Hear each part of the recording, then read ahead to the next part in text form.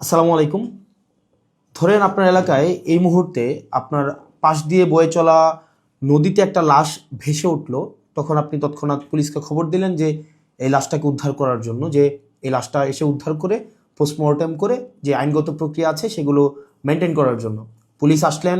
Police এসে সেই লাশটা আপনার বাসা থেকে ফর এক্সাম্পল 50 কিলোমিটার দূরে আপনার সদর হসপিটালে নিয়ে গেলেন। সেখানে পোস্টমর্টেম করা, সেখানে হচ্ছে ডোমকে রাজি করানো, তারপর হচ্ছে জানাজা, দাফন কাফন, এই প্রত্যেকটা কার্যক্রম পুলিশ নিজে উপস্থিত থেকে করলেন বা করেন। এটাই, পুলিশ ছাড়া এই কার্যক্রমগুলো কেউ করে না। অথবা কেউ হারিয়ে গেলেন, অথবা কেউ আত্মহত্যা করলেন, এই যে কার্যক্রমগুলোকে আমরা পুলিশকে দিয়েই হচ্ছে আমরা করতে হয়।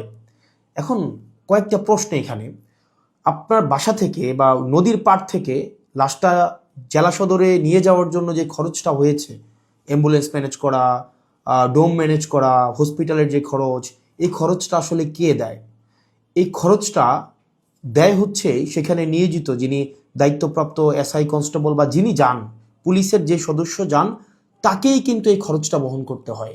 যেই 10-15 হাজার টাকা খরচ হয়, তাকে এই খরচটা বহন করতে হয়।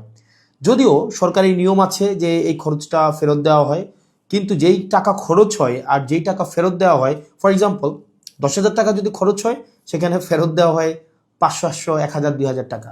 তো সেটা দেখা যায় খরচ হওয়ার তুলনায় প্রাপ্তির যেই ব্যবধান, সেটা দৃশ্যমান অনেক বেশি ব্যবধান। তো এই পুরো খরচটা কিন্তু পুলিশকেই বহন করতে হয়।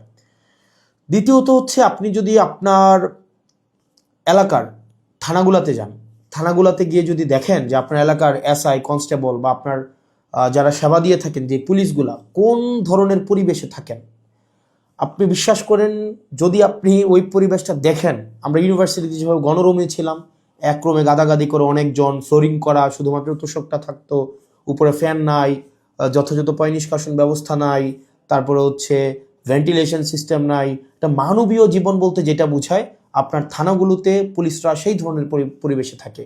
এখন একটা পুলিশ আপনার ডিউটি করে এসে রাতে যদি এই ধরনের একটা পরিবেশে ঘুমায়, আমরা কি তার কাছ থেকে প্রত্যাশিত সেবা আমরা কিভাবে এক্সপেক্ট করব? মানে এটা এটা একটা মানবীয় জীবন থানাগুলাতে আসলে পুলিশের জন্য ব্যবস্থা করা হয়েছে। এত বছরেও পুলিশ এই সেবাগুলোতে, এই মৌল মানবিক পুলিশের যেই বেসিক যে সেবাগুলা, সেগুলো এখনো পর্যন্ত কিন্তু সংস্কার করা হয়নি।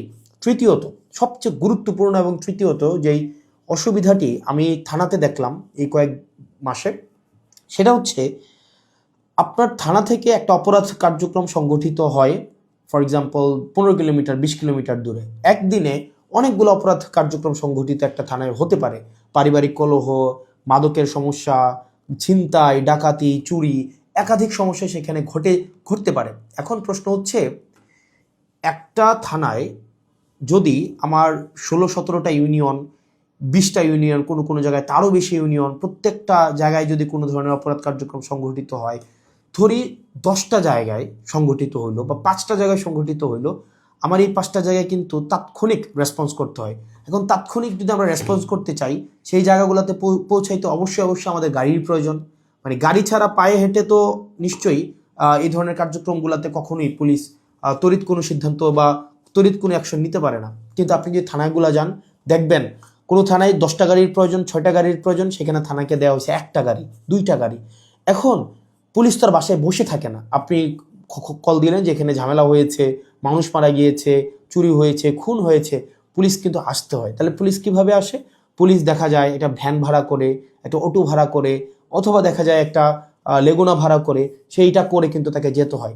ওই যে ভাড়ার টাকাটা, এই ভাড়ার টাকাটাও কিন্তু পুলিশের পকেট থেকে দিতে হয়। দ্বিতীয়ত, এই যে ভাড়া করে যাওয়া আসা, তার যে এই সময় নষ্ট হয়, সেক্ষেত্রে দেখা যায় যারা অপরাধ সংঘটিত করে, তারা কিন্তু ইতিমধ্যেই সে জায়গা থেকে চলে যায় এবং আমরা সেবা বঞ্চিত হই। সেজন্য আপনি যদি পুলিশকে যুগোপযোগী করতে চান, পুলিশকে যদি আপনি হচ্ছে তার সেবা তাৎক্ষণিক জনগণের কাছে পৌঁছাইতে চান, অবশ্যই অবশ্যই তার ট্রান্সপোর্টেশন ব্যবস্থাটা অবশ্যই অবশ্যই যথাযথভাবে করতে হবে। আপনি পুলিশকে ট্রান্সপোর্টেশনের গাড়ি দিবেন না। গাড়ি বলতে এখানে একটা পুলিশকে একটা গাড়ি, এটা বোঝানো হয় নাই। একটা কাভার্ড ভ্যান দেন, একটা 10টা পুলিশ একসাথে মুভ করতে পারে।